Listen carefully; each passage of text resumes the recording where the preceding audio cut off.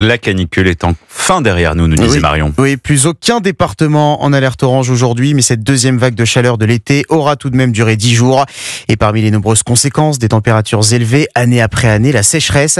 78 départements imposent des restrictions d'eau. C'est le cas en Aveyron, où les cours d'eau asséchés ne peuvent plus alimenter correctement les foyers.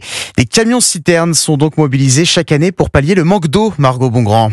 Plus de 3000 foyers sont raccordés à l'eau courante grâce au débit de la rivière Le Cynique. 10 000 l'été avec les nombreux touristes présents dans la région.